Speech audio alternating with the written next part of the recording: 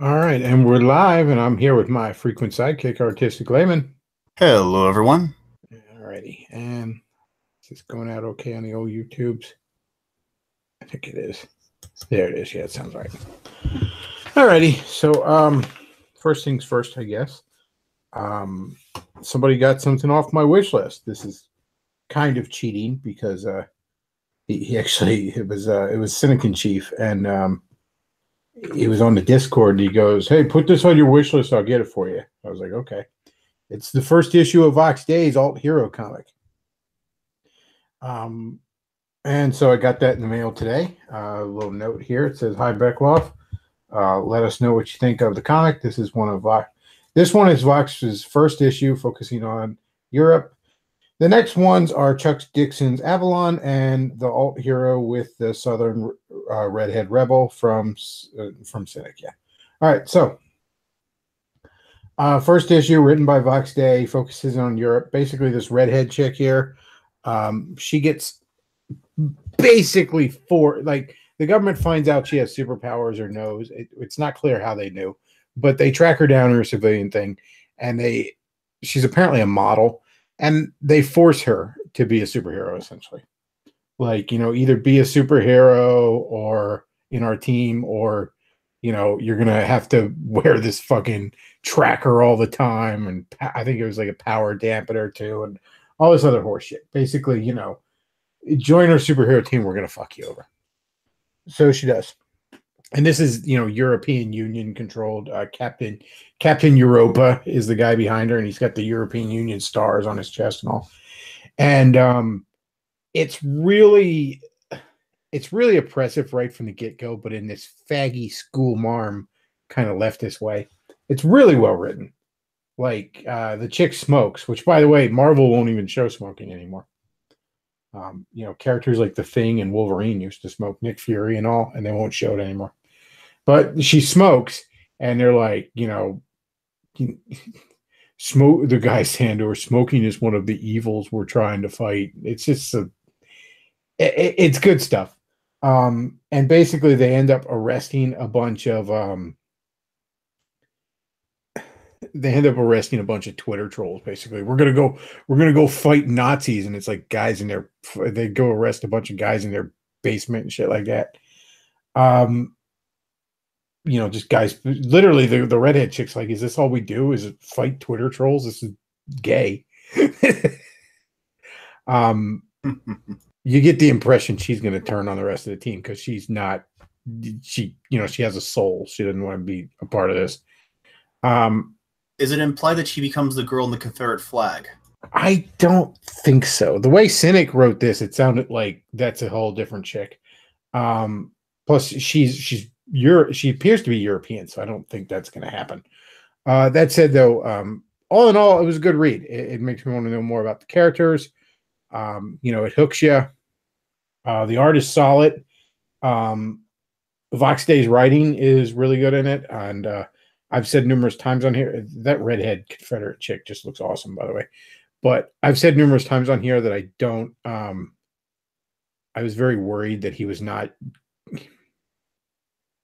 He very clearly doesn't get superheroes when I read him on his blog. At least that's the impression I got. Now, this issue is very good. Don't get me wrong. In some ways, it's sort of taking the piss out of superheroes, but it's doing it in a way that works. It's not like a Garth Ennis superheroes are stupid kind of thing. It's just a little bit of taking the piss out of them, but not in a way that would piss off a superhero fan. Not in a way that pissed me off. Let me put it that way.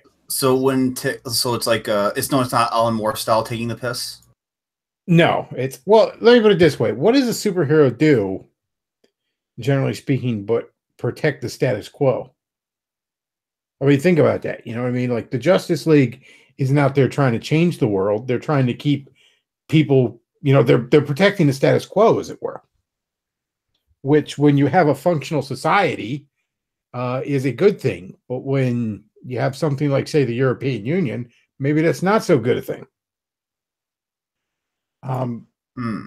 It's not obnoxiously political. It is political, but it's about as political at the level of like Marvel's original Civil War story. All in all, though, it's a good read. I enjoyed it. Like I said, the art's good.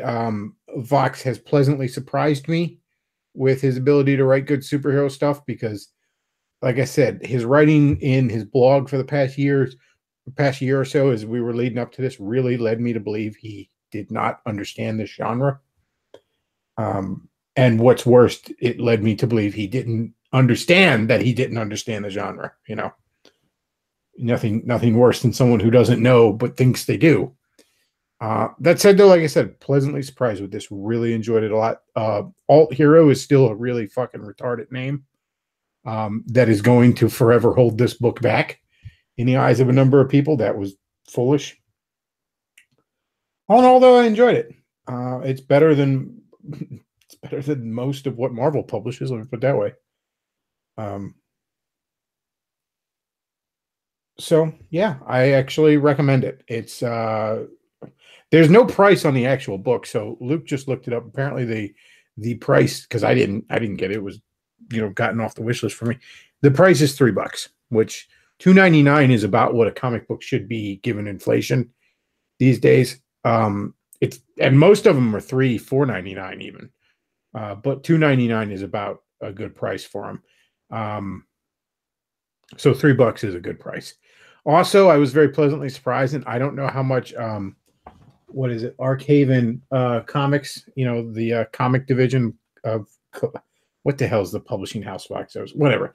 I don't know how much Vox and the other people working for his publishing division have a say in this, but I was also pleasantly, I shouldn't say surprised, but I was pleased with the fact that this came shipped to me in cardboard rather than say just in an envelope or something, because us comic book nerds were picky about condition. I don't collect comics anymore, but I do sell them to a comic book stand that then sells them. So I like to be able to, after I read a comic, put it in a bagging board and keep it in good shape so I can resell it. And if the comic is all beaten up and it's been in an envelope and it's gotten, the rough ass conditions of the shipping in this country, then I'm not going to be able to sell that as more than something that would go in a dollar bin. You know what I mean? And I know that might sound petty to non-comic book fans, but comic book fans are very particular about condition.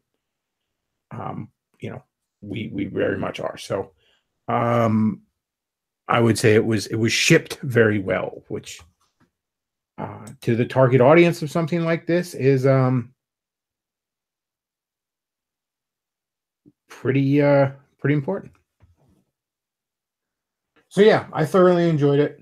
I will probably want to check out the next couple issues when they come out.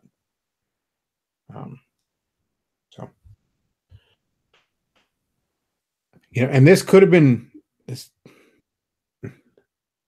this could have had the potential to not go well. Let's put it that way. But I'm very pleasantly surprised with the quality. You cannot attack the quality.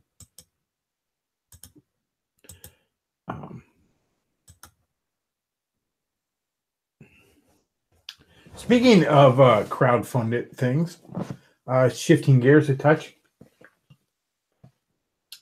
the Atari VCS, I think it's called, just absolutely blew crowdfunding expectations out of the water. Now, a lot of people have been talking about this lately.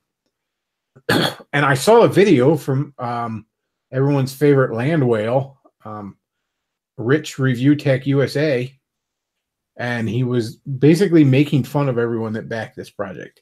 It's so stupid. It's gonna be like the Ouya. And what about the specs? The specs, man. What about the specs? There's no games on it yet.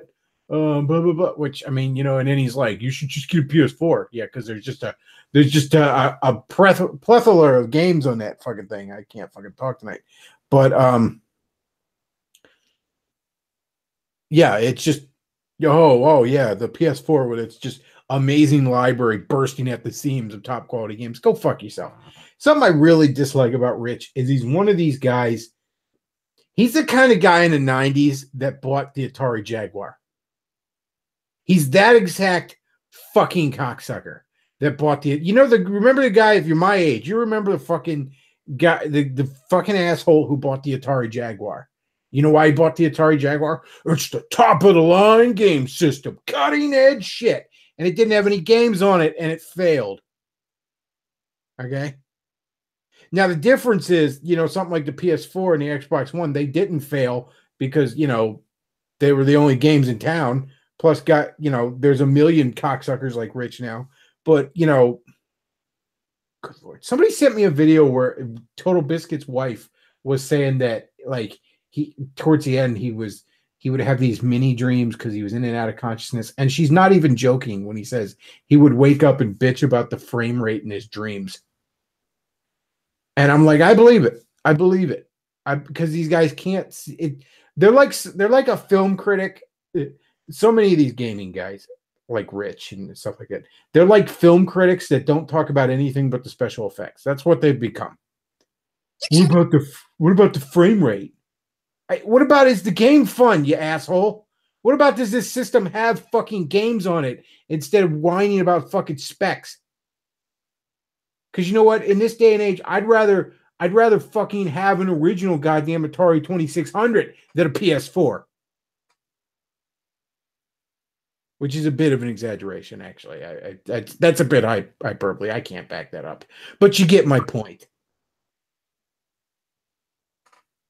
You can't even get these anymore. That's because I bought them all.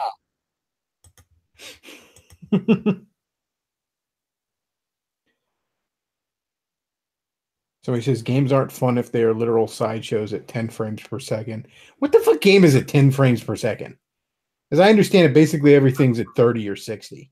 And to be honest, I'm not really... The only time frame rate is ever something I actually notice is if frame rate is going up and down. When like something is running at 60 frames per... like 60 FPS most of the time, I just rather it run at 30 all the time. How about that? Like somebody says Arkham Knight at launch. Yeah, but that was... Again, like, that frame rate chugging is what people tend to see,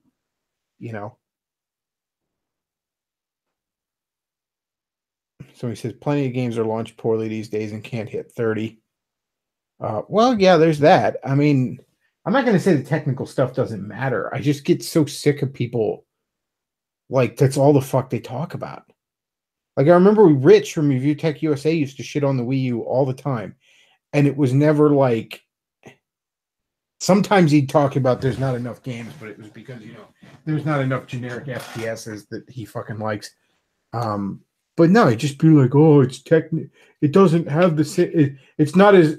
It doesn't have as powerful hardware as the other two. I'm like, who cares?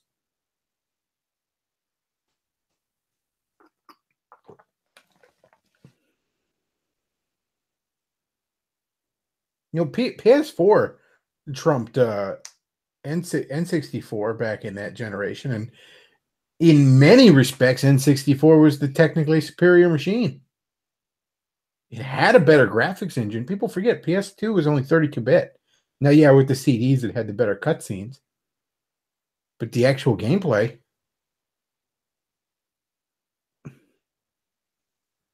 But that was actually more a case of marketing than fun. But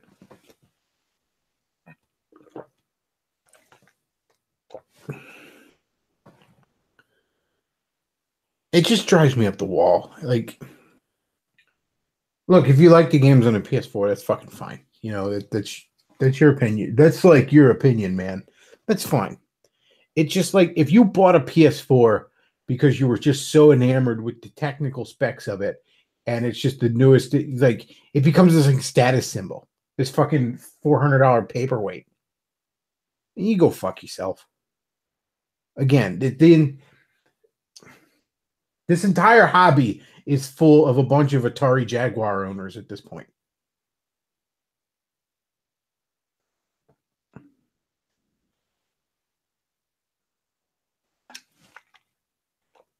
PS4 is miles better than old Atari. That's coming from someone who doesn't like to play tennis. Yeah, I know. I was exaggerating a bit, to be honest. I have almost no interest in owning an Atari 2600.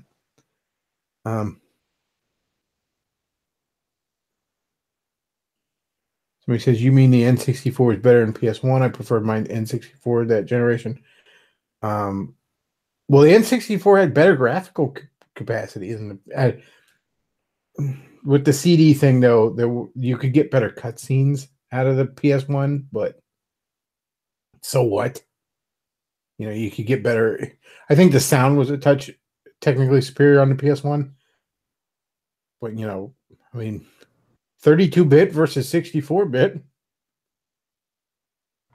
There's always something unnatural about something that moves at 30 frames a second.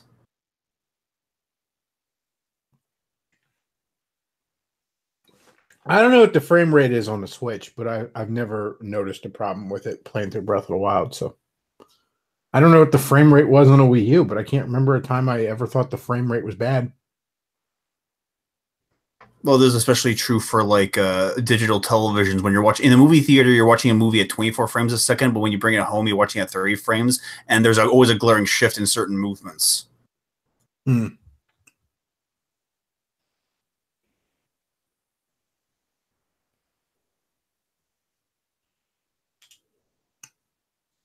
Although maybe for video games, this is actually looking pretty smooth. Like this video is cutting from 15 to 30 to 60 frames. And the 60 frames isn't exactly big because they're kind of, the changes are so small you barely notice them. Somebody in the chat says N64 won the long game when it comes to aging. Take Star Fox for 64, for example, versus PS1 games. Oh, yeah, most PS1 games aged incredibly poorly. I happen to think the Crash Bandicoot games on the PS1 are ass. I do not get the appeal of the original Crash Bandicoot trilogy. It seems like such a half-ass attempt at a 3D game. It's like, yeah, it's sort of 3D, but you're basically running down a hallway. Not very interesting. You compare that to you compare it to Mario 64, which came out, I mean, basically, they were like a month apart from each other. There's no contest.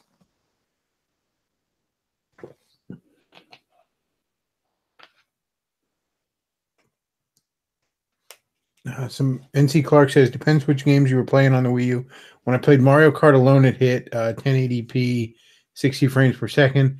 But if a friend wants to play, that shit hits 30 FPS. Not very nice.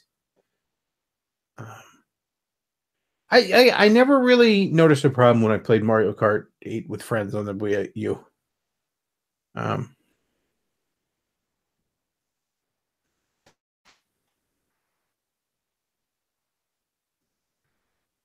But again, though, I mean, you can, if you have your PS4 and it's going to be perfect 1080p, 60 frames per second all the fucking time, what the hell good is that if there's nothing you want to play on it? I'd rather play Mario Kart at 30 frames per second than, I don't know, the Order 1886 at 60 frames per second.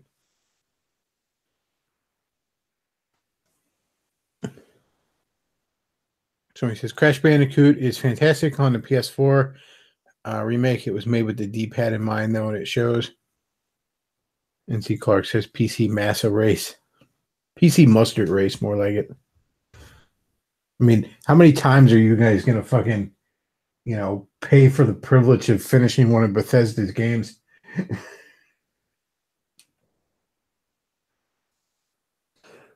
See, what we do in the PC Master Race is we buy this game that's not really fun, and then we mod the fuck out of it until it actually is fun. Well, that sounds more like a servant class than a Master Race. PS1 did not have control sticks when it first started out. Yeah, it just had the D-pad, which did not work for 3D games. It's kind of why I can't play the Mario 64 remake on the DS. It's unplayable to me. And it's a shame. I love the idea of a Mario 64 remake that also has like Luigi and Wario and Yoshi as playable characters, but so he says Doom is amazing even without mods. Aren't you going kind of far back for that? Yeah, the PC gaming was great in 1994. I agree with you.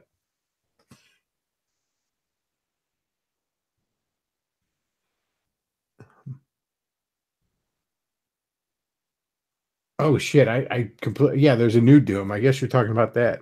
Showing my fucking age.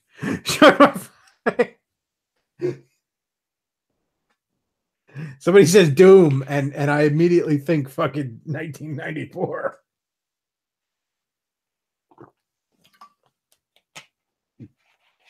Like, I remember when those Hobbit movies were coming out, my buddy was like big into it, and he was. I never even finished those movies. I thought they were ass, but like he's all like, dude, the guy who does the voice of the dragon was Khan in the Star Trek movie. And I just looked at him and I was like dead serious. And I'm like, what the fuck are you talking about? Ricardo Montalban's been dead for years. It didn't even dawn on me he was talking about this shitty reboot Star Trek.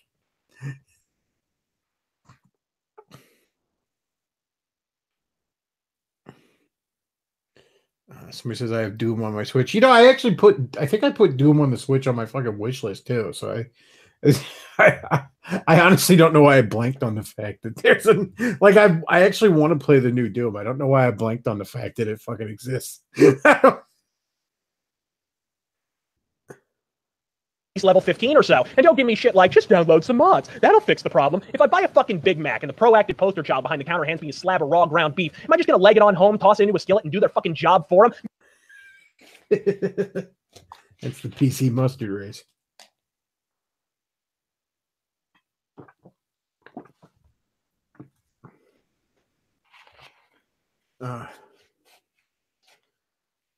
He says you can get Doom for $5 at Redbox.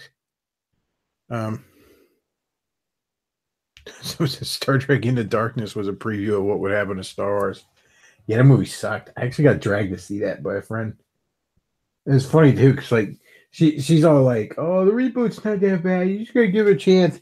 And I'm like, I'm teasing the fuck out of her because it's stupid J.J. Abrams shit. So there's lens flares everywhere. So like partway through the movie, I actually take out a pair of sunglasses, put in my pocket, and put them on. And I'm like, I'm sorry, there's constantly a light in my fucking face at this movie. So I just she's like, take those off. You're being a jerk. I'm like, you're the jerk. You took me to see this.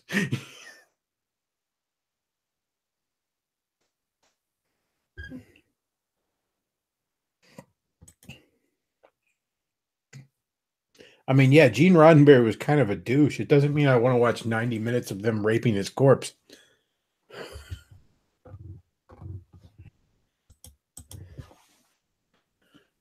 Let's see.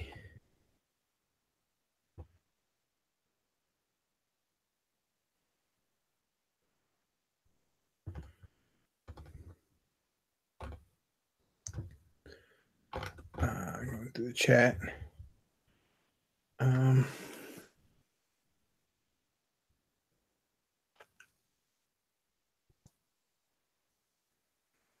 Somebody says, can't wait till Fallout Battle Royale gets ported to my microwave next month.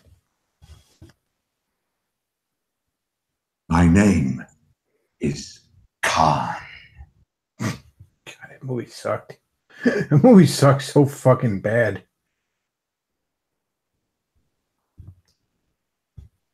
And then they tried to do the Star Trek 2 death shit, only they had Kirk die, I think it was, instead of Spock, but then immediately brought back to fucking life. But it doesn't have any of the weight. Everything about those Star Trek reboots is just unearned. Kirk becomes captain at 19 for no fucking reason, in the original one. And then it's oh look, one of them dies. But it's I don't care. Okay? This isn't somebody you've been following for a very long time. This isn't a seasoned crew that has become lifelong friends. They just met each other 4 fucking months ago. Who the hell cares?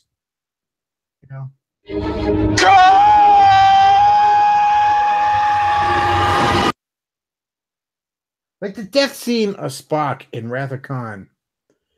There's one scene in there where Kirk goes down and he's banging on the glass. He's like, Spock, and Spock's curled up in the corner dying.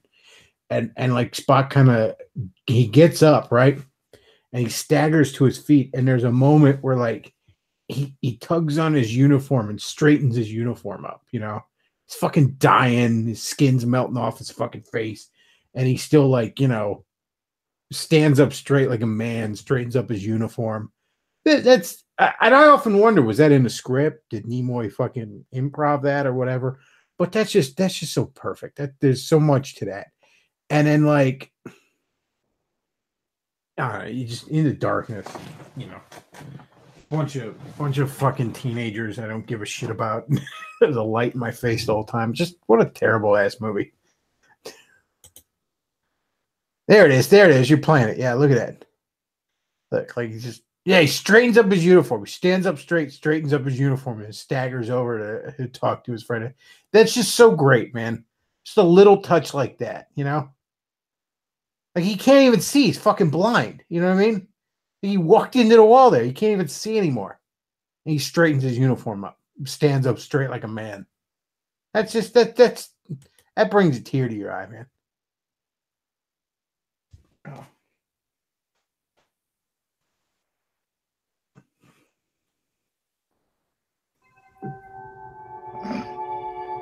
Live long and prosper. Yeah, what a great movie.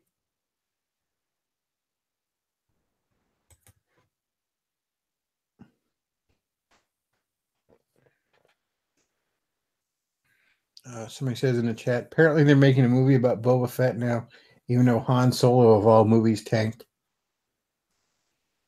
There's actually one of these idiots writing for one of these fucking geek sites or whatever.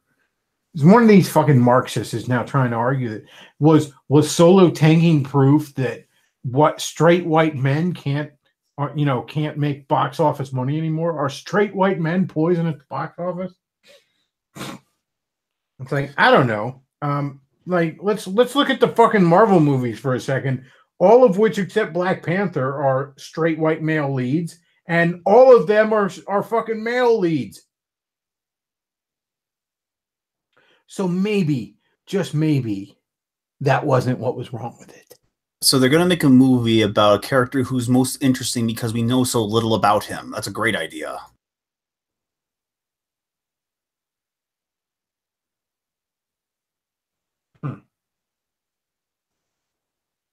Somebody points out when Nimoy's hit the wall, a good chunk of his nose's makeup got on the glass. Well, you know, he is like melting from radiation poisoning, so you could actually make the argument that maybe just a chunk of his nose got on there.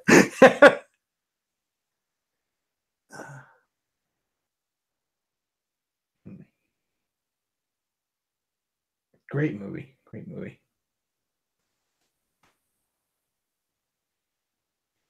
I miss when movies were good. Like I really just fucking miss that. And there's some good movies, but it's just you think back to like the 80s and 90s and all the fucking classics, you know? Movies like Beetlejuice, just imaginative movies like Beetlejuice and Ghostbusters and shit like that.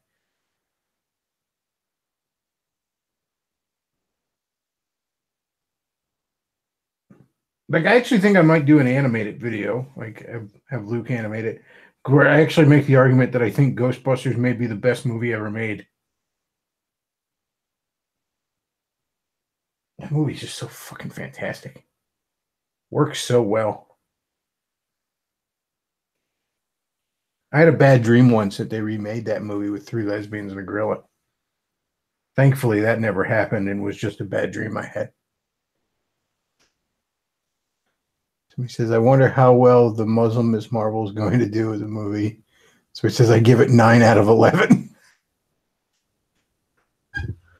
All right. This chick is toast. Oh.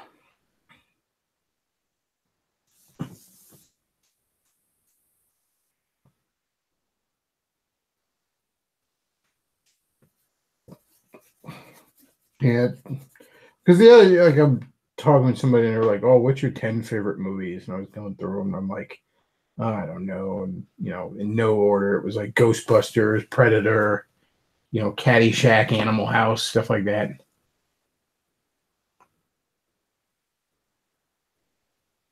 Yeah, and I mean, other than Marvel movies, I can't think of almost anything from this decade. The 2010s that really sticks with me as something that, I would want to watch years from now,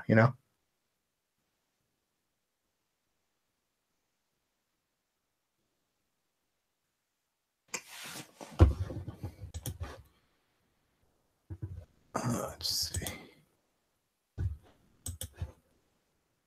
Is that like Boba Fett from Robot Chicken or something? He looks like a toy.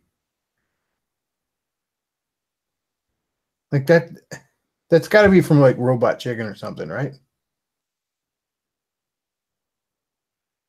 Or it's like a picture of an action figure or something. He doesn't look right. It's from a website called Sideshow Collectibles. Okay, yeah, I thought that was an action figure. Here's a when you do cloth on a figure, you can't shrink down stitching. You know what I mean? So it's hard to do cloth on an action figure and not have it look wrong. $235. Oh, that's ridiculous.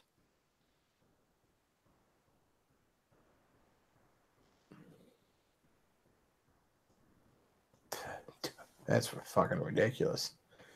I mean, if you're going to spend like all kinds of money on some sort of custom toy, then it should be something you're not going to get like a toy of. You know what I mean? Like you can just get a Boba Fett figure. You know what I mean? And you can say, well, it wouldn't look this nice. Or you get a Boba Fett statue for less than that. You know what I mean? One of like the statues that like 1.5 feet tall that they sell at comic book stores. $230 for a figure.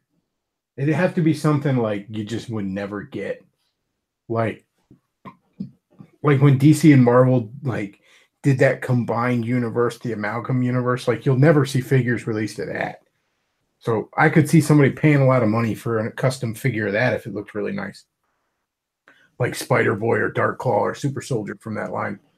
But let's see, Boba Fett Collector's Gallery statue, $164. Well, that's a statue. That you can get a statue for less. A statue is less than that. That's fucking ridiculous, man. I don't know. Star Wars nerds are insane, though. Maybe they'd buy it. I mean, some of them are so fucking retarded, they still buy tickets to those movies. Although less and less.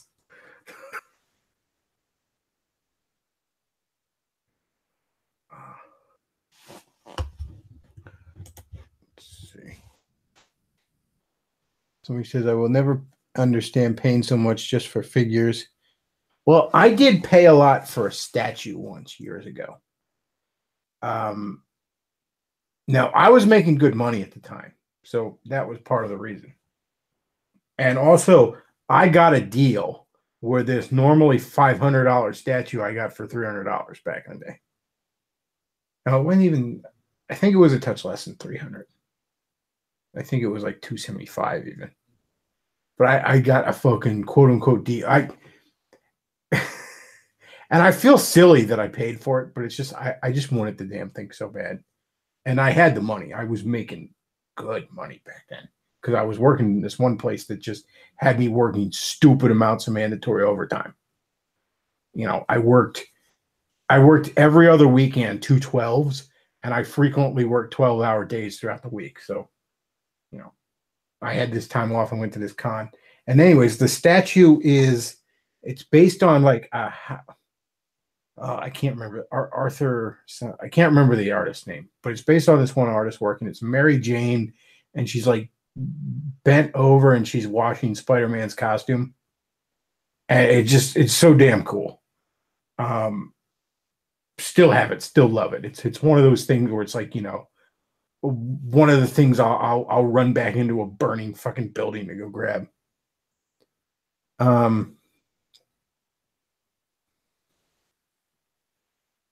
But for some reason they had a really limited run on it, and it was like everybody fucking wanted it, and it had like a hot speculator shit about it. So I mean, people were charging like $500-600. There it is, yeah. And oh man, I think so fucking cool. And I mean, I'm looking right at it. I got it in the room right here. It's in a cabinet. Like I'm looking right at it as I speak to you. It's very, very awesome. And I think I talked the guy down to $275. I know I talked the guy down to like $300. Because I was just chatting the guy up, you know. And it was Sunday, you know, and I'd been having my eye on it for a while. And I think he had like $400 on it as a price. And I said, "Oh man, dude, I know that's a good price for it, man. but I can't justify to myself spending that money on it, you know. And he's like, "Oh, I get you. And then I was saying to him, I'm like, look, man, I think I paid $3 for it. Maybe it was too soon, but I just pulled out the cash and I said, look, man, it's Sunday. That's one less thing you got to take home. That's one less thing you got to pack up. You know what I'm saying?" And he's like, you know, and he finally was like, all right, you know.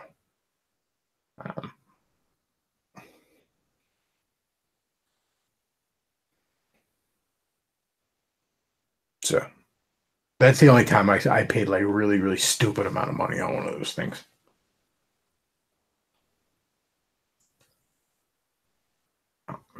I mean, I've gotten a few other like smaller statues, but I think like a lot of them were like 50 or 150 or $75 or something like that. But that's one where I got, you know, paid a good amount for it. And I mean, I cringe when I even say how much I fucking paid for it. I honestly do. I'm like, I paid $300 for a fucking, you know, piece of goddamn plaster that sits on a shelf, you know.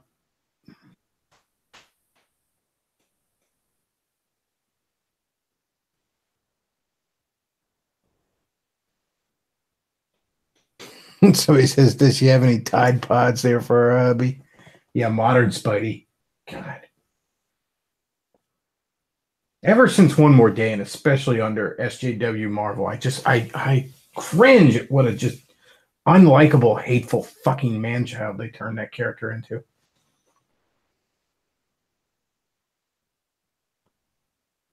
And it's funny too. I just read a issue of a book. It's this one comic, Spider-Man: Renew Your Vows, and it's like takes place in an alternate universe where Spider-Man and Mary Jane are still married and they have a kid, and like Mary Jane has powers too now, and they fight crime together and shit. And like they go on this cruise together, and of course the cruise is attacked by a sea monster because it's the Marvel universe and they have to fight it.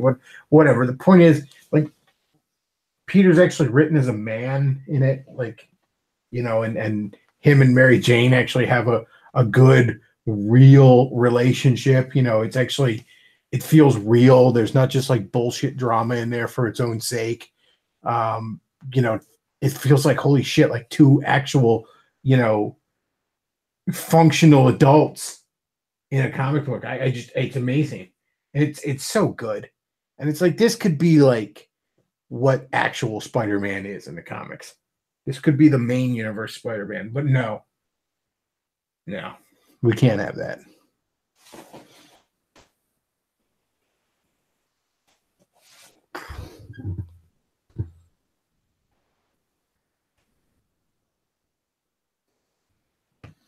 But yeah, I still feel guilty when I say how much I fucking paid for that thing. And it's weird too. I'm like, yeah, I got a really good deal. I paid $3 for it. People are like, yeah, you're mine. You paid $300 for it. Yeah. What can I tell you? I really, really wanted the damn thing.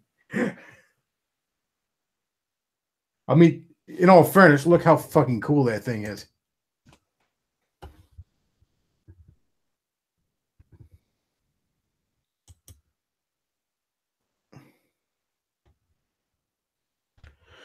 Well, probably going to wrap this up. Folks, if you enjoy the show, do check out the tip jars down below. There's the Patreon where you can become a regular supporter, the PayPal. I can send a one-time donation, and of course the Amazon wish list, where, you know, if some piece of media is bought for me off of an Amazon wish list, I'll do a review of it. I will do I'll do another review, maybe a bit deeper review of Alt Hero #1 on Saturday.